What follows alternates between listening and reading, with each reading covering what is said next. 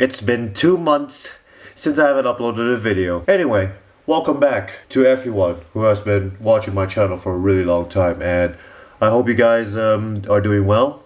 I've been doing fine as well. There's a lot of stuff that has been happening over my life, and today we're going to be taking a look at one of my favorite sports prototypes ever. Now you see, I used to be a big F1 fan, but ever since they introduced the Le Mans Hypercar rule set and the LMDH rule set, also known as GTP in other words, guess I'd be watching that, and you know what? It paid off. Except as a Cadillac fan, whether you enjoy it or not, it will give you a lot of pain.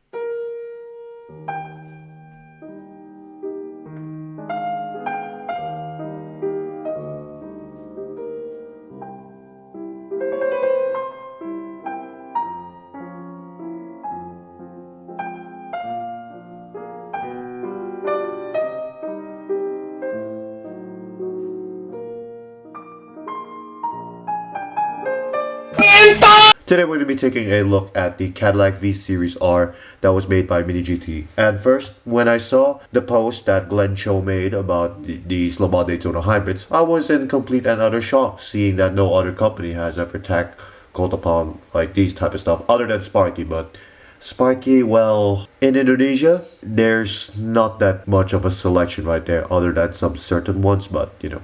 Anyway, let's just take a look at this car and I'll explain the lore behind it. So, the Cadillac was built by Cadillac, well, designed by Cadillac and built by Dallara, because in LMDH, the rule set says that if a manufacturer were to enter the competition, they would need to collaborate with one of the four, I do not know what you call it, chassis constructors, Dallara, Oreca, Multimatic, Ligier, and as you can see, a beautiful car. Let's give a lore about the Cadillac V Series R. So when the LMDH convergence, Le Mans Hypercar and the DPI 2.0 did a convergence, Cadillac was also one of the manufacturers to actually join the sport, albeit they have to construct it with Dallara as per the LMDH rule set. And what they brought up was a beautiful sounding 5.5 liter naturally aspirated, while a little bit of a hybrid too because of the startup V8. And honestly, the moment when I fell in love with this car was the fact that the bump start of it is the best sounding one ever. I'll give you a little bit of a listen. Go ahead, Saturday.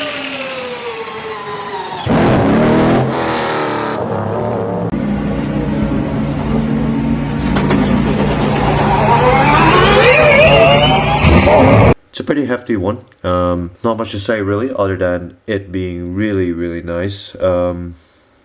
Although I have to admit the light is a little too bright right here. There's not that much detail you can see. And yeah, there's the WeatherTech, the IMSA on the left, and the Michelin Endurance on the right.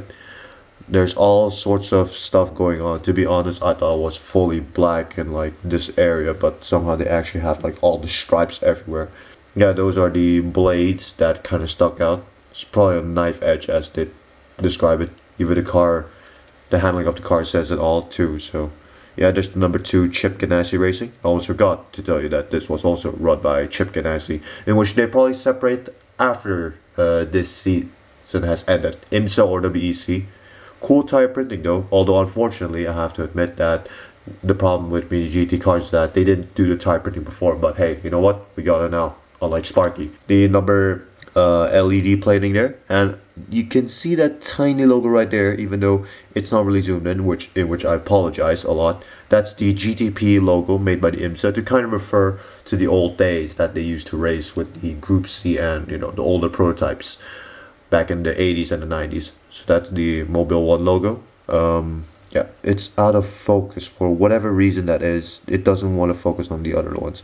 The Michelin, fueled by VP Fuels, and we have, of course, the glorious American flag in the background. Although I have to admit, yeah, I feel like there's some of the paint right here I kind of made like by decals, because I think that's what annoys people a lot. And you can see like some bits of like the outline here and there, and I apologize if the camera quality is a little bit whack because I'm using a 10-year-old camera. Yeah, I do not know if I see any like decals around here, but I feel like there's this part where, yeah, it's kind of made with it. I'm not sure whatever. I'm not sure if it's actually true or not, because I think there's some people that reported that this was one of the problems that it has. So far, my copy doesn't have a tire printing defect, because when I open the Acura, I think it does. I'm not sure if it's either out of the package or not. So here's the base. Nothing too special. Nothing written back here. To see if it rolls, it's not bad, but there's some times where it just hesitates to roll. Maybe I'm not sure for whatever's the case, but it's probably because of the rubber kind of like rubbing into the inside of the car for whatever. It's weird. Like sometimes it kind of rolls well, sometimes it doesn't. But I mean, come on, it's not really that toy. It's more of like a model for everyone to look. Unlike Hot Wheels. Overall, not a bad diecast, I'd say. Pretty good representation of the Cadillac V Series R, and I apologize if my camera's out of focus, as per usual. Almost forgot that the Cadillac logo on the front, that actually looks pretty nice. And I forgot about the details of the drivers right here.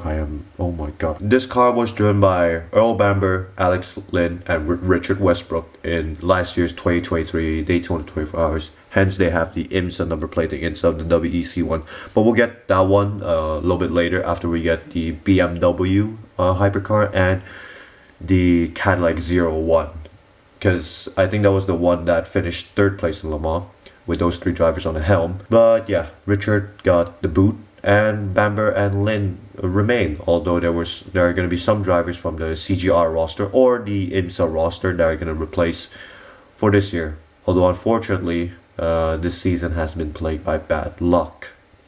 Nevertheless, P7 in Le Mans is not that bad. I'm still supporting them, actually. Anyway, that's about it for this review. So, you know what? Yeah, that's about it. And I hope we'll have another review like this again. So, I'll see you guys next time.